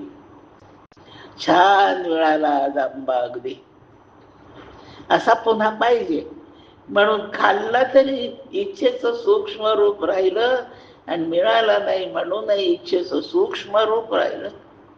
प्रत्यक्ष आंबा नाही, प्रत्यक्ष इच्छेचं फळ मिळालं नाही, पण त्या इच्छेचा संस्कार चित्तावर राहिला. चित्त ते धरून ठेवतं, त्याला त्या इच्छेचं संस्कार रूप, त्याला आपण वस्ती केली. त्याच इच्छेने, वस्तीला वास शब्द आहे, त्याच अर्थाने वासना शब्द आहे. इच्छेचं संस्कार रूप, स्थूल रूप नाही, प्रत्यक्ष कृती नाही चालली, मनातच सुरू आहे फक्त. आमच्या अमरावतीला नाही हापूसचा आंबा मिळत. एकदा इथे आले, मुंबईमध्ये आंबा खाल्ला, जे मन त्याच्यात गेलंय. इच्छाही गेली आहे, स्थूल रूपाने आता इच्छाही नाही, स्थूल रूपाने आंबाही नाही, पण संस्कार रूपाने तो खूपच छान लागला होता त्या दिवशीचा आंबा. आता कुठून आणायचा अमरावतीला तो? आता केव्हा मुंबईला जायला मिळतंय मला काय माहिती. आंब्याचे दिवस आले की तो आंबा किती छान होता तसा खायला. आता एक आंबा खायसाठी मुंबईला जाणं परवडतं का? संस्कार छळीत राहतात. त्या संस्कारांना वासना नाव आहे, आणि या जन्मात ती वासना नाही पूर्ण झाली तर ही वासना आपल्याला पुढचा जन्म देते. जन्म घेणे लागे वासनेच्या संगे. ती वासना सूक्ष्म रूप संस्कार रूप संपतच नाही. असे संस्कार विषयांच्या इच्छांचे चित्तावर चिकटून पडतात. वासना, या वासना सुद्धा जाळल्या गेल्या पाहिजेत. इतकं मन विषयापासून मोकळं करणे या प्रयोगाला श्रम असं म्हणतात. मनाला विषयांपासून आवरणे, स्थूल रूपाने विषयांच्या इच्छा आवरणे, आणि इच्छांच्या संस्कार रूपाला म्हणजे विषयांच्या वासनांनाही आवरणे. नाही थारा द्यायचा. आंब्याने जर काही सुख म्हणजे मोक्ष मिळत असेल तर ह्या मुंबईचे सगळे लोक मुक्तच व्हायला पाहिजे. दरवर्षी रोज 3-4 महिने आंबाच खातात ते, आणि मोठ्या शिष्टाईने खातात, आढ्यतेने खातात. एक प्रेस्टिज पॉइंट आहे. मग हे सगळे आंबा खाणारे, आंबा आंबा करणारे, हे सगळे मुंबईकर मुक्त हवेत का नको? नाही, स्थूल रूपाने इच्छा पूर्ण करतात. वाढला, मला मुंबईत आले, वाढला मुंबईचे माझे प्रेमीजन आंबा, हापूसचा आंब्याचा रस वाढला, खूपच आवडला. पोट भरलंय माझं. मी विचारते आहे का थोडा रस आणखी शिल्लक? आहे ना ताई, वाढवू का? आत्ता नको, माझ्यासाठी थोडा संध्याकाळला ठेवून दे, फारच छान आहे. स्थूल रूपाने इच्छा गेली, वासना रूपाने शिल्लक आहे. संध्याकाळची बेगमी करतोय तो. असं करा ना. पण ताई आता आलेच आहे मी, 4-5 दिवस इथे आहे, माझ्यासाठी रोज आंब्याचा रसच फक्त करत. माणसाला संकोच नाही राहत विषयाच्या आहारी गेला.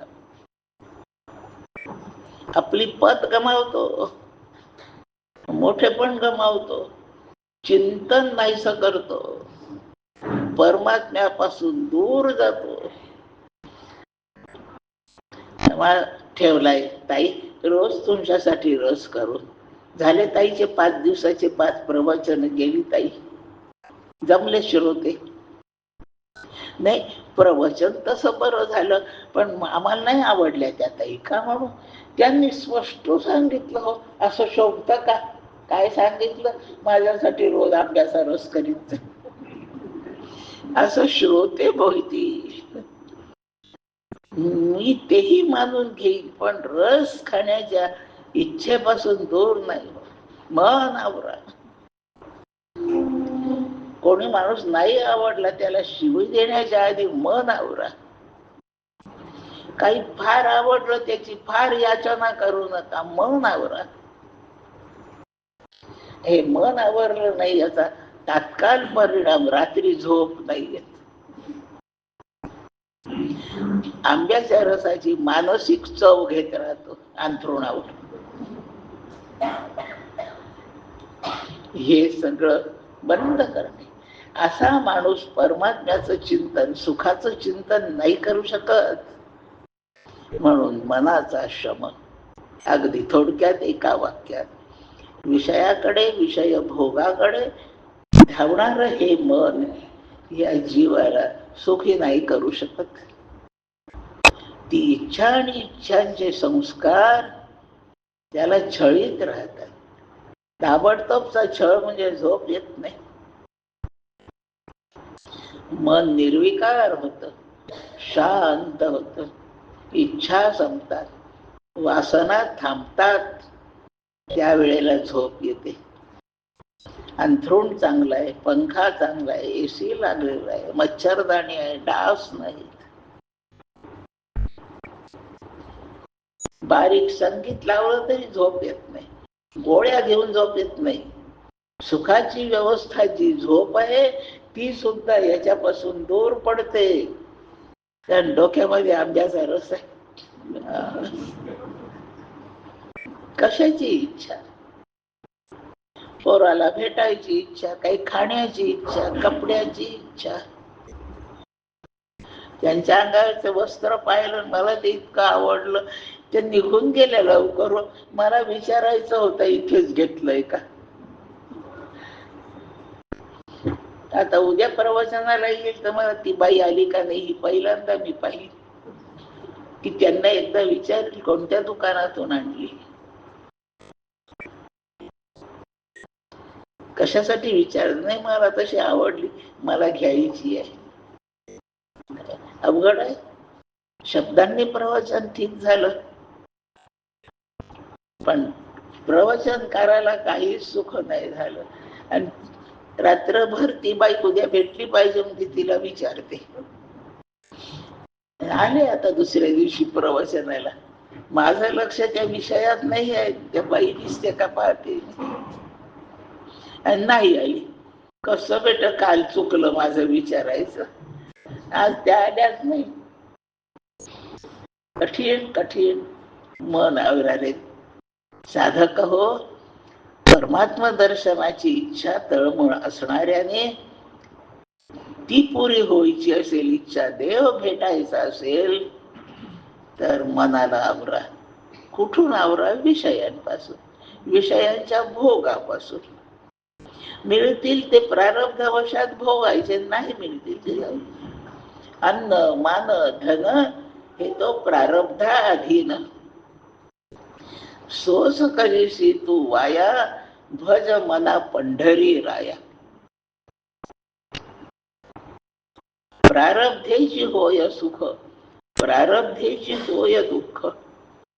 प्रारब्धेची भरे पोट, तुका करीना बोभाट. मिळाला न मिळाला विषय, तुकोबा काही तक्रार नाही करीत.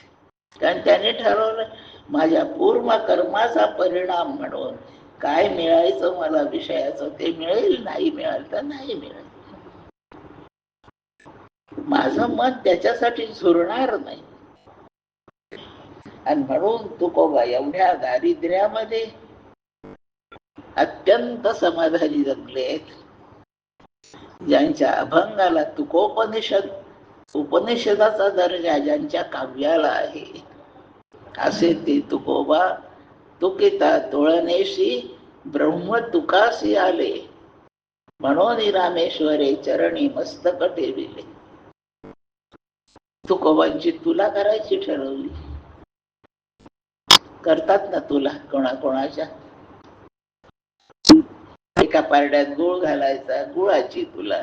साखर घालायची, साखर तुला. पुस्तक, पुस्तक तुला. वस्त्र, वस्त्र तुला. नाणी, नाणी तुला. धान्य, धान्य तुला. इतकं भरायचं त्या दुसऱ्या पारड्यात त्या वस्तू की दांडी समतोल झाली पाहिजे, म्हणजे झाली तुला. तुकोबाला बसवलं एका पारड्यात, दुसऱ्या पारड्यामध्ये टाकायचं. आता काही काही कोणी खूप ग्रंथ टाकले, तुकोबाचं पारडं जडच्या जड खाली बसलेलं. पुस्तक नाही जमत आहे, आपण वस्त्र टाकू. खूप वस्त्र टाकले, ब्लँकेट, घोंगडे, सतरंजा सगळं टाकलं, नेसायचे कपडे टाकले, ढीग भर, नाही जमलं. धान्य नाही, पुस्तक नाही, कपडे नाही, गूळ साखर नाही. असं करू तुकोबा फार मोठे आहेत ना, आपण आता सोनच टाकू. आणि म्हणून दुसऱ्या पारड्यात सोनं टाकत गेले. 5-25 क्विंटल सोनं टाकलंय तरी तुकोबाचं पारड खाली जड तसंच आहे. आणि ते तुला तर करायची या तुक्याची, आता काय करायचं.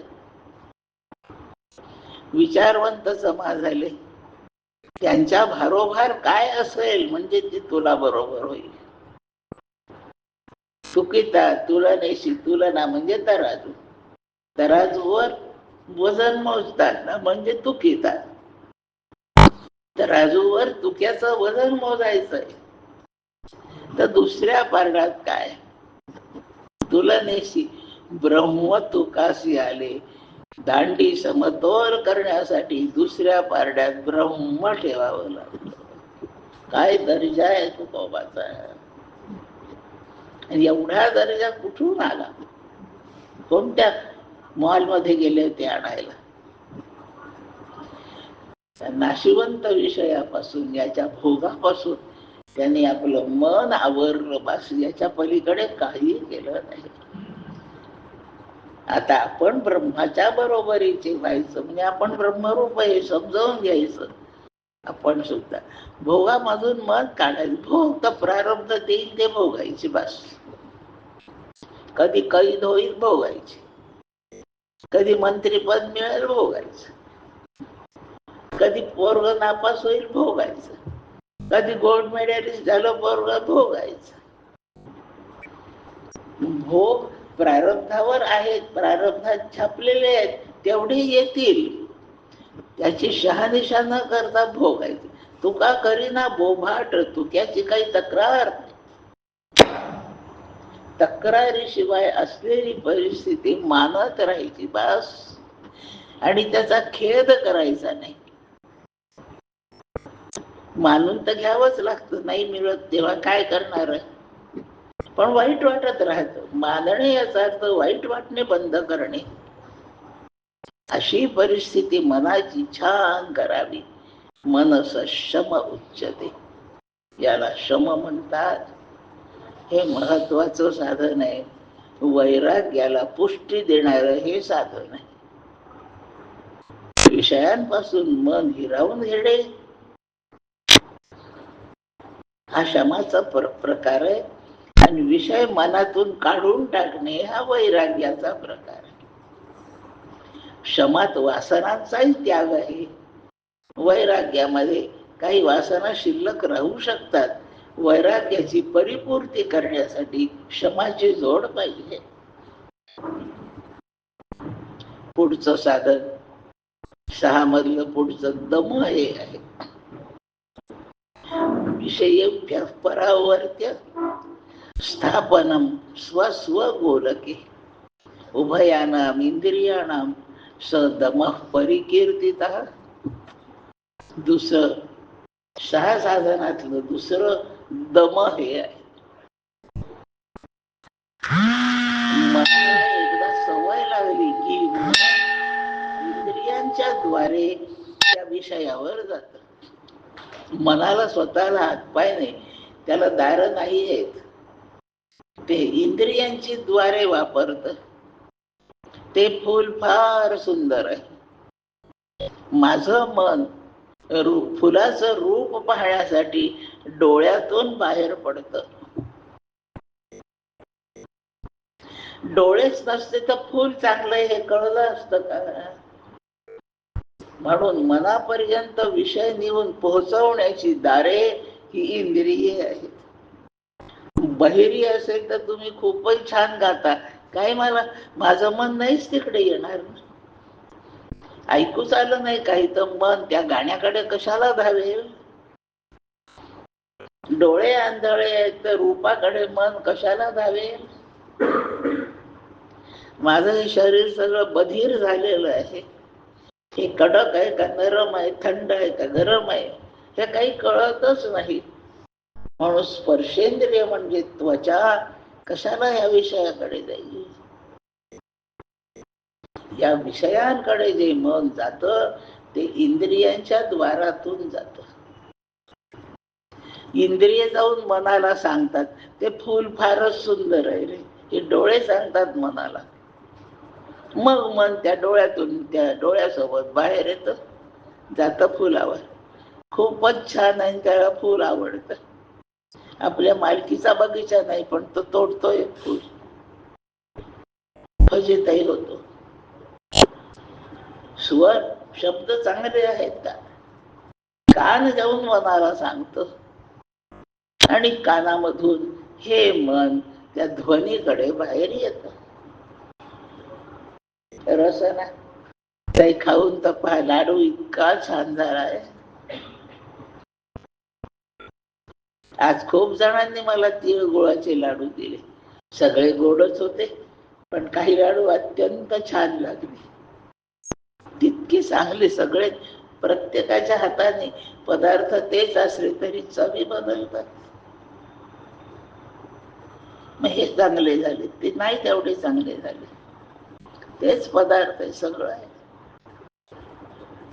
या रसनेने म्हणजे माझ्या रस चाखणाऱ्या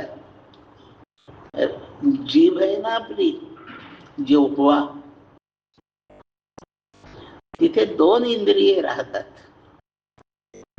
या चक्षु नावाच्या घरात, डोळा नावाच्या घरात चक्षु हे एकच बिराड आहे, एकच भाडेकरू आहे. कर्ण नावाच्या घरामध्ये श्रोत्र नावाचं एकच बिराड राहत.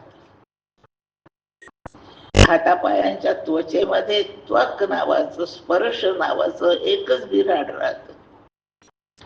नाकामध्ये घाण नावाचं, वास घेणार एकच बिराड राहत. पण जिव्हा नावाचं जे घर आहे, या घरामध्ये दोन बिराड राहतात. एका बिराडाचं नाव रसना आहे आणि दुसऱ्या बिराडाचं नाव वाक, वाणी असं आहे. या जिभेनेच आपण बोलू शकतो, म्हणून वाणी तिथेच राहते. आणि ह्याच जिभेने आपल्याला रस, गोड, खारट कळतो. रसना जिभेतच राहते.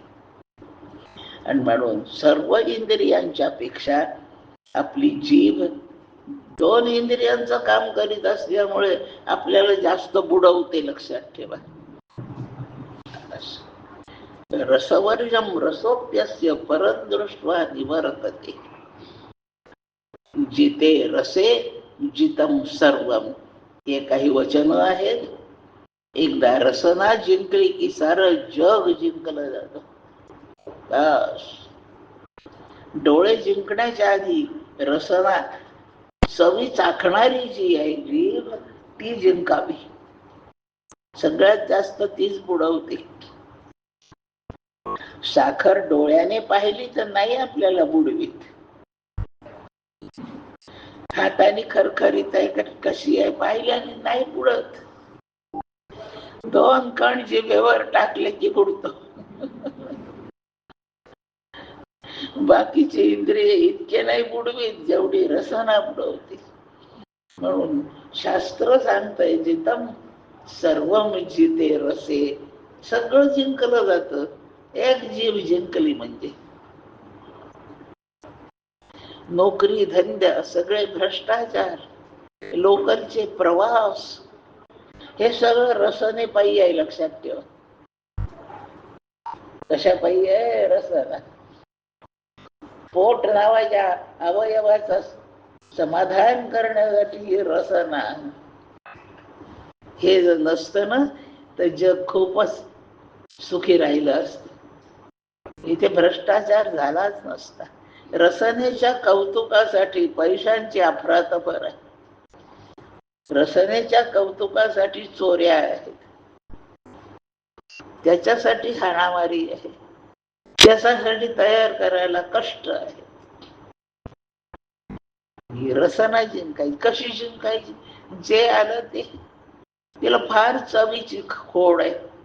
रामदास स्वामींनी टाकळीला, नाशिकच्या जवळ टाकळीला तप केलं 12 वर्षे. जपही केला, योगही केला. त्या सगळ्याचा मिळून त्याला तप केलं म्हणतात. नोकरी धंदा नव्हता, शेतीवाडी येऊन गेले नव्हते तिथे. दुपारी भोजनाची तर गरज आहे. 4 घरी भिक्षा मागायची. पोट भरायपुरतं पोळी 2 पोळ्या काय लागतील एवढी भीक मिळाली की झालं, यायचं जागेवर. भाज्या किंवा काही कालवण त्याच्याबरोबर द्यायचे लोक त्यांना. फडक्यात आणायचं ते सगळं. ती झोळी अन्न असलेली त्या जलामध्ये बुडवायची, 2दा वर खाली बुचकळून काढायची, मग खायचं. कशासाठी करीत होते? अन्न स्वच्छ करून घेण्यासाठी. एका अर्थाने ठीक आहे, पण मुख्य म्हणजे अन्न शुद्ध यासाठी करायचं, याचे सगळे चवी वाहून गेल्या पाहिजे पाण्यात. पोट भरायला चवीची गरज नाही आहे, आणि म्हणून चव काढून टाकायची. रसाना लाडावते फार, तिला जिंकायचे. ते अन्न बेचव करून घ्यायचं आणि मग खायचं. तप करणे चाललंय. आपण जपाला बसलो तर थर्मास मध्ये चहा घेऊन बसतो.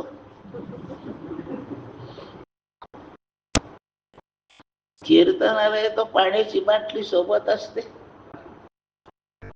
काही काही हुशार असतात लोक, वक्त्याने इकडे पाहिलं की इकडचे श्रोते पाणी पिऊन घेतात, आणि ज्याने इकडे पाहिलं की इकडचे श्रोते पाणी पितात. 1.5-2 तास पाण्याशिवाय नाही का राहता येत? नाही. रसाना लाडावून पडते. इंद्रिय लाड लावलेली असतात. कुठं वैराग्य, कुठं शम, काय? आपल्याला देव न भेटण्याचे कारण आपणच आपल्याजवळ शोधायची. पुस्तकात लिहून ठेवायची मग वाचायची नाही. आपलंच आपल्याला कळतं. आपलं मन देवापेक्षा विषयावर जास्त असतं. हा सरळ अनुभव आहे. तो कमी केला की परमात्म्याकडे जाईल. मग हा सांगितलं, कुठेतरी ते मन जाऊन टेकणारच. विषयच नाही दिले टेकायला. सगळ्या खुर्च्या भरल्या, आता टेकायला काहीच नाही. काय करायचं? कुठेतरी तर टेकल्याशिवाय बसता येणार नाहीये. त्या खिडकीच्या कोरीवरच टेकायचं. जे दिसेल तिथे टेकतो. दगड असेल इथे ते दगडावर बसेल. सतरंजीचा ढीग दिसला तर त्याच्यावर बसेल. नाहीच इथे काही टेकायला सापडलं तर हे स्थान सोडून जाईल. जसं आपल्याला आपल्या तब्येतीमुळे कुठेतरी टेकण्याची गरज आहे, मनाच्या स्वभावामुळे त्याला कुठेतरी टेकावं लागतं. आत्मसुखाची कौतुके दावीत जाईल. ह्या मनाला विषयांकडे बाहेर जायसाठी वाटा इंद्रिये आहेत. इंद्रिये दाखवतात मनाला, फूल चांगलं आहे, कपडा चांगला आहे, पेढा चांगला आहे, हे वाद्य छान वाजतं. हे इंद्रिय दाखवतात. तर मन त्यांच्या नादी लागून तिकडे धावत राहत. मग तो कंदी पेढा कालचा खूपच छान होता, प्रसाद वाटला तो. बर, आता मनाला त्या रसनेने सवय लावली कंदी पेढ्याची, म्हणून आता म्हणतो तुम्ही पेढे आणाल वाटायला तर फक्त कंदी पेढे आणा बरं का. असं होतं माणसाचे मन, असं बिघडून पडतं. म्हणून मनापर्यंत विषयाचा रिपोर्ट न करण्यासाठी, होण्यासाठी इंद्रिय नको की नाही सांगा बरं.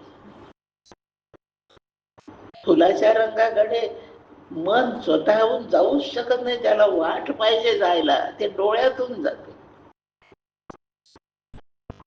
आणि म्हणून ध्यान करायला बसताना, तप करताना डोळे मिटून घ्यावेत, म्हणजे रूप विषयाकडे मन जाणार नाही.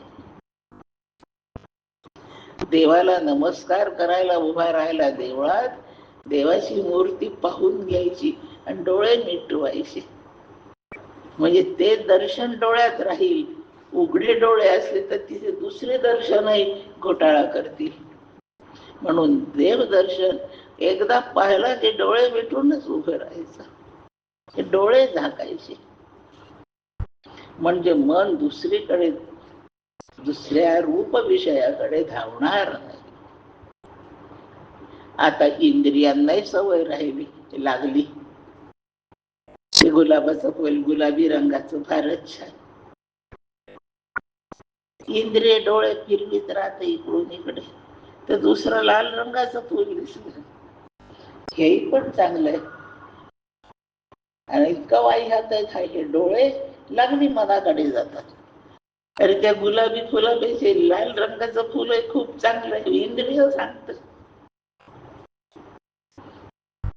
की मनाला आता धावायला दोन विषय लागले, एक गुलाबी फुल झालं आणि एक लाल फुल झालं. डोळे पुन्हा इकडे इकडे पाहतात, नुसते रंगीत फुलं काय कामाचे, थोडे पांढरे पण पाहिजे. की मनाला डोळे सांगतात ते पांढरे फुलं छान आहे. इंद्रियांना ही सवय लागते, ते जड आहेत मनापेक्षा. इंद्रिये जड आहेत, जड असले तरी सवय लागते. सवय लागली की तीच कृती इंद्रिये करतात. थोडासा दृष्टांत आणि थांबणार आहे. हा पंखा फिरतोय सध्या, जड आहे, त्याच्यातून विजेचा प्रवाह आहे. ती वीज चेतन समजू आपण. ते विजेच्या चैतन्यावर जड पंखा फिरतो, काम करतोय. आता नकोय पंखा, माणसंही उठून चालले म्हणा, थंडी वाजायला लागली, पंखा नको आता. मग पंखा नको तेव्हा काय करायचं? इथे मोठी शिडी स्टूल आणायचा, तो पंखा काढून फेकायचा नाही. तो जावळावर चाललाय, ती वीज बंद करायची. म्हणून तर बटन लावून ठेवली. ते बटन बंद करायचं की पंखा बंद होईल. वीज बंद केली पंख्यात येणारी, बटन ऑफ केल्यावर. आता त्यांनी फिरू नये की नाही? वीज बंद केल्यावर पंखा बंदच व्हायला पाहिजे, पण पुढे 2-3 मिनिट फिरत राहतो. आहे का असं? आहे ना अनुभव? वेदांत शिकायला हेच दृष्टांत खूप मोलाचे. तो पंखा जड स्वतःहून नाही फिरत, वीज त्याला फिरवते. फिरणं नकोय आपल्याला, मग वीज बंद करायची.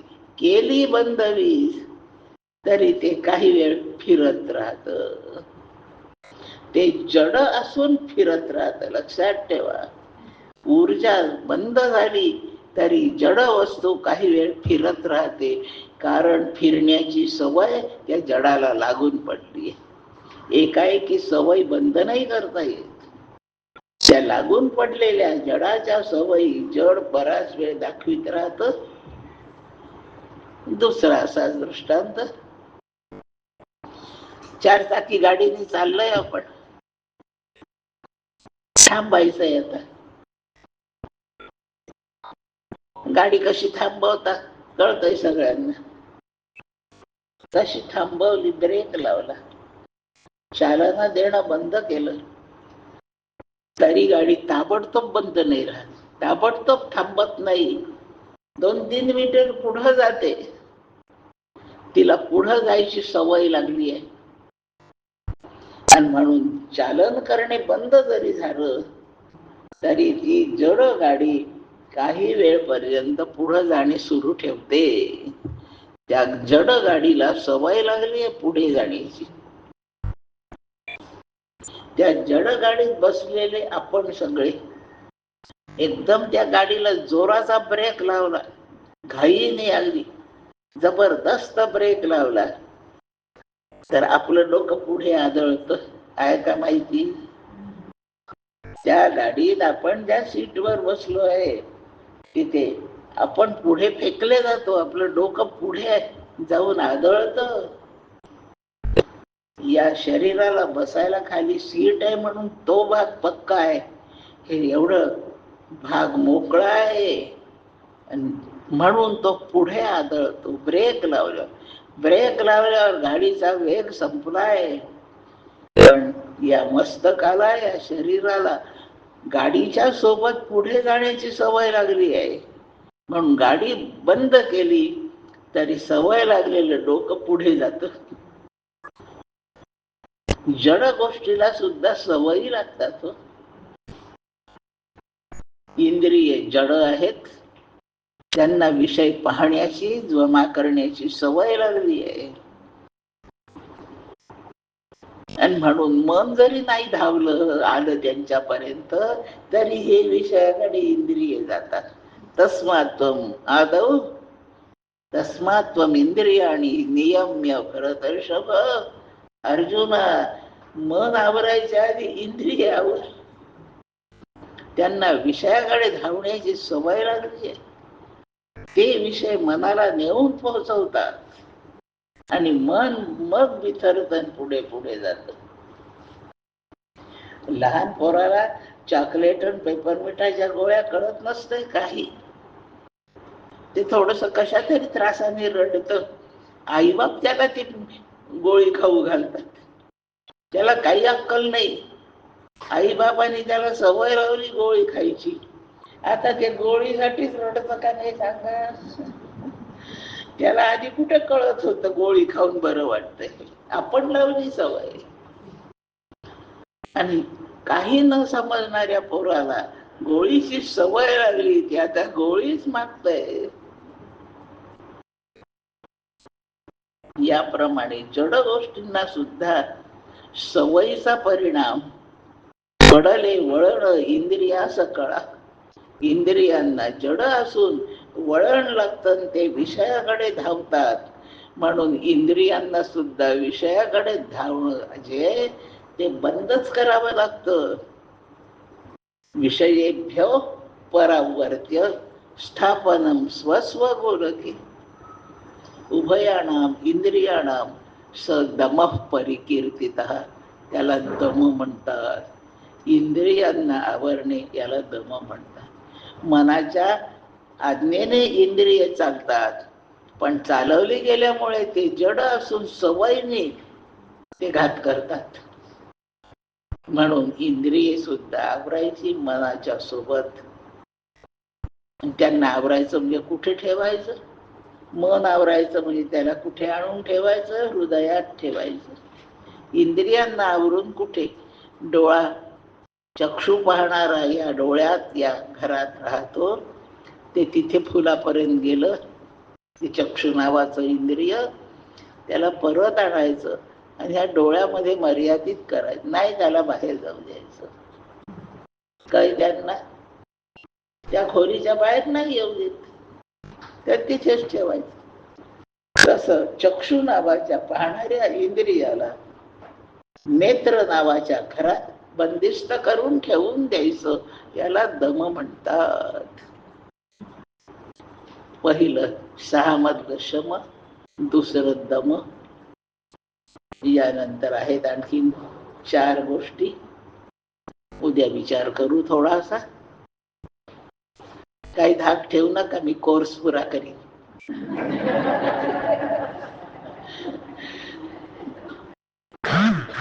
छान आहे, श्रोते सगळे छान आहे. मला खूप आनंद होतो. मला बोलायला सुचतं, ते आपल्या चांगुलपणाचा परिणाम आहे. अशी आपली जिज्ञासा वक्त्याला सुद्धा बोलविते. माझा बोलविता धनी आपणच आहात. आपणाला धन्यवाद देते, वाणीला विराम देते. पुंडलिक वरदा हरी विठ्ठल, श्री ज्ञानदेव तुकाराम, पंढरीनाथ महाराज की जय. माऊली ज्ञानेश्वर महाराज की जय. विठ्ठल विठ्ठल विठ्ठल विठ्ठल. जय जय रघुवीर समर्थ.